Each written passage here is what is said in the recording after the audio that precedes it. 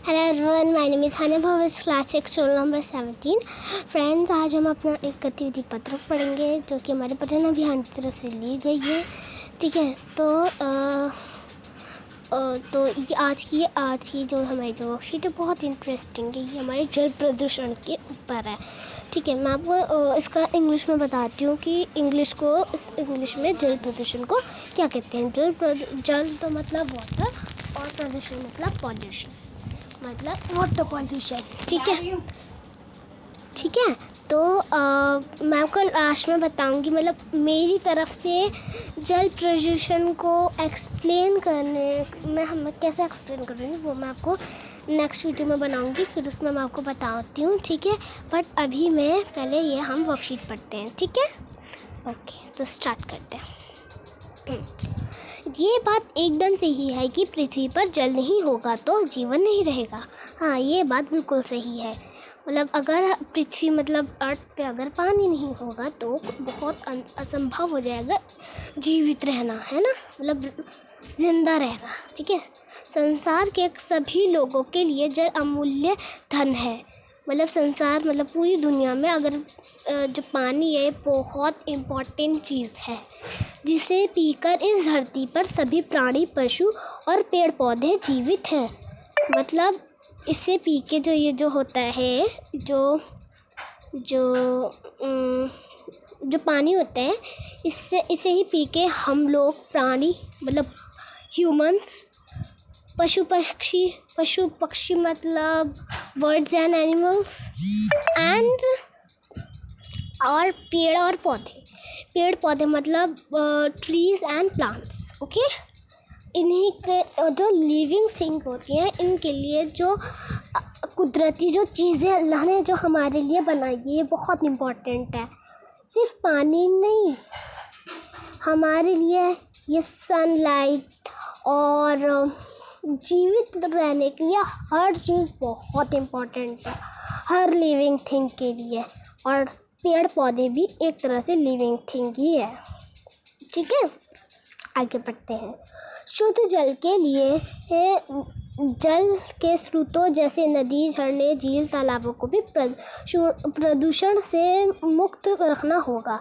ठीक है, तो अगर हमें साफ़ सुथरा जल चाहिए तो हमें जैसे नदी, झरने, झील और जो तालाब होते हैं इन्हें भी साफ़ रखना बहुत ज़रूरी है।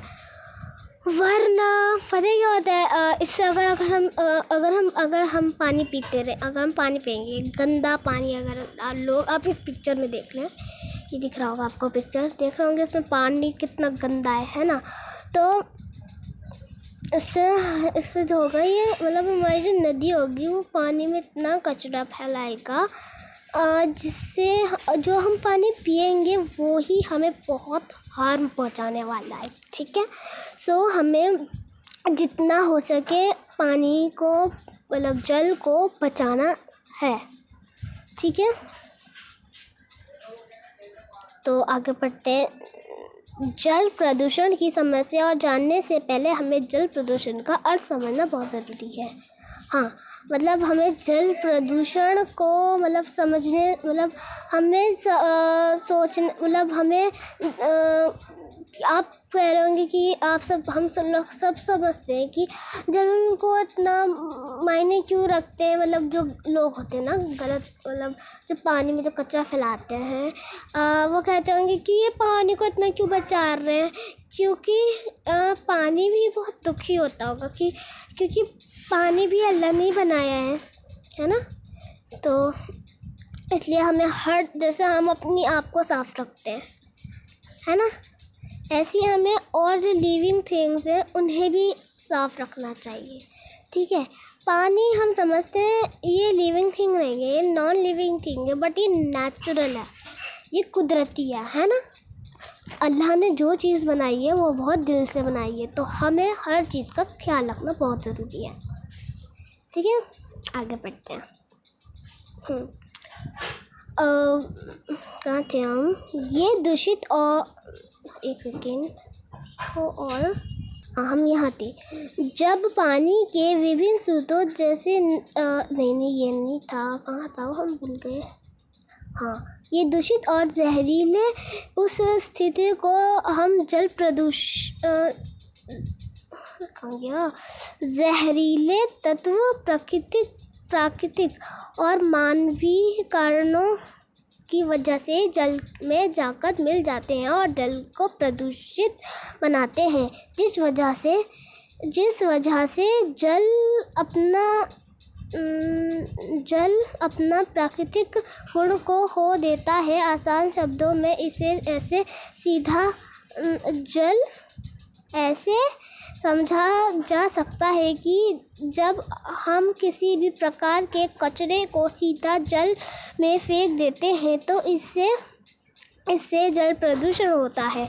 जब जल कारखानों का कचरा जैसे पदार्थ जाकर मिल जाते हैं तो हमारे प्राकृतिक जल स्रोत जैसे झील, नदी, समुद्र, भूमिगत जल स्रोत आदि प्रदूषण का शिकार बन जाते हैं, जिसका मनुष्य और अन्य जीवों पर गंभीर और घातक प्रभाव पड़ता है। यदि समय रहते इस बढ़ते हुए जल प्रदूषण की समस्या की और हमने ध्यान नहीं दिया तो एक दिन ऐसा आएगा जब पूरा देश जल संकट का सामना कर रहा होगा। इसलिए हमें जल को पानी को हमें बहुत अच्छे से यूज़ करना चाहिए, क्योंकि एक दिन ऐसा आएगा जब हमारे पास पानी नहीं होगा और वो पूरा जो देश है, पूरी जो दुनिया है, वो इस जल ना आने का सामना करेगा। उन्हें बहुत प्रॉब्लम हो जाएगी पानी ना आने से। ठीक है, सो आइए अब कुछ ये करते हैं, नीचे जो गतिविधि दे रखी है इस गद्यांश को बोलकर पढ़िए और अपने माता पिता एवं परिवार के सदस्य को सुनाइए। ठीक है, तो आपको क्या करना है, इसको जो गद्यांश अभी हमने पढ़ा जल प्रदूषण के ऊपर, आपको इसको पढ़ना है और अपने घर के सदस्यों को सुनाना है। फिर सेकंड क्वेश्चन है, इस कहानी में जिन शब्दों के अर्थ और उच्चारण में आपको कठिनाई हुई है उन शब्दों की सूची बनाएं तथा अपने शिक्षक शिक्षिका या परिवार के सदस्यों से उनके अर्थ और उच्चारण पूछकर उनका अभ्यास करें। ठीक है फ्रेंड्स, तो मैं आपको सर्कल करके बताती हूँ। ठीक है, सो फ्रेंड्स ये देखिए, आप इस तरह ये कर सकते हैं। ठीक है, ये देखिए, ये जिस पे आपको दिख रहा होगा ये ऑरेंज जिन पे जो मुझे हार्ड लगे मैंने उस पर कर लिया सर्कल। आप इसे कॉपी में लिख सकते हैं। ठीक है, सो और जो आपको जो आपको भारी लगे वर्ड्स वो आप लिख सकते हैं। ठीक है, सो आइए थर्ड क्वेश्चन देखते हैं। तो हमारा थर्ड क्वेश्चन है, जल प्रदूषण को रोकने से क्या उपाय हो सकते हैं। अपने साथियों और शिक्षक शिक्षिका से चर्चा कर लिखिए। ठीक है, तो मैं आपको इसका आंसर दिखाती हूँ। सो देखिए फ्रेंड्स, आप इसका आंसर इस तरह लिख सकते हैं, जल प्रदूषण नियंत्रण के अन्य तरीकों पर एक नज़र, कचरे से उपयोगी वस्तुओं बनाने की तकनीक और बढ़ावा दिया जाना चाहिए। रोपड़ी स्थित सेंट्रल बिल्डिंग रिसर्च इंस्टीट्यूट ने थर्मल विद्युत संयंत्रों से निकलने वाले राख से ईंट बनाने की तकनीक विकसित किया है। दूसरा पॉइंट आप लिख सकते हैं, घरों में पानी को रोगाणु मुक्त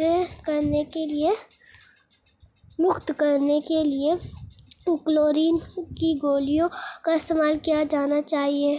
कार्बनिक पदार्थों के निपटान से पहले उनका ऑक्सीकरण किया जाना चाहिए।